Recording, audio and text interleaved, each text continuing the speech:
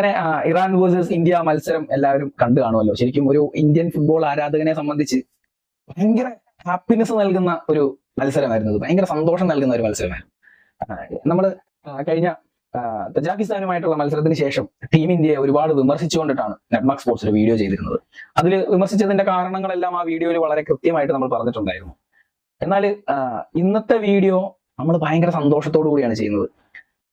കളി നമ്മൾ പരാജയപ്പെട്ടു. നമ്മൾ കഴിഞ്ഞ വീഡിയോയിൽ പറഞ്ഞ ഒരു കാര്യമുണ്ട്. കഴിഞ്ഞ വീഡിയോയിൽ എന്നല്ല, നമ്മൾ എല്ലാ വീഡിയോസിലും പറയുന്ന കാര്യമുണ്ട്. ഗോൾ അടിക്കുക അല്ലെങ്കിൽ വിജയിക്കുക എന്നത് മാത്രമല്ല ഫുട്ബോൾ എന്നൊരു കാര്യം കൂടിയുണ്ട്.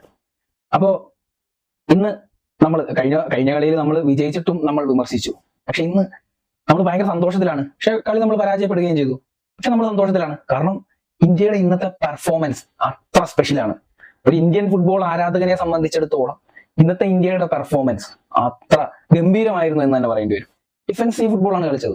ഡിഫൻസ് ചെയ്താണ് കളിച്ചത്. ഡിഫൻസ് അല്ലാതെ പിന്നെ എന്ത് ചെയ്യാനാണ് അവിടെ?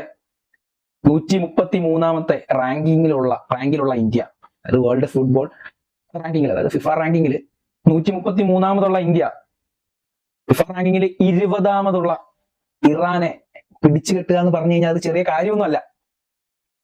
അപ്പോ ഏഷ്യൻ റാങ്കിങ് എടുത്ത് നോക്കിയാൽ 2ാം സ്ഥാനത്താണുള്ളത്. റെഗുലറായി ഫിഫ വേൾഡ് കപ്പ് കളിക്കുന്ന ടീമാണ് ഇറാൻ.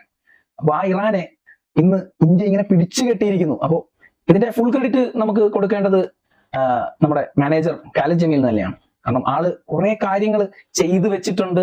ആള് ചെയ്തു തുടങ്ങിയിരിക്കുന്നു. ആൾ എന്തൊക്കെയോ ചെയ്യാൻ പോകുന്നു. നമുക്ക് ഒരുപാട് പ്രതീക്ഷകൾ നൽകുന്നു. അതാണ് ഇവിടുത്തെ ഏറ്റവും വലിയൊരു കാര്യം എന്നുള്ളത്.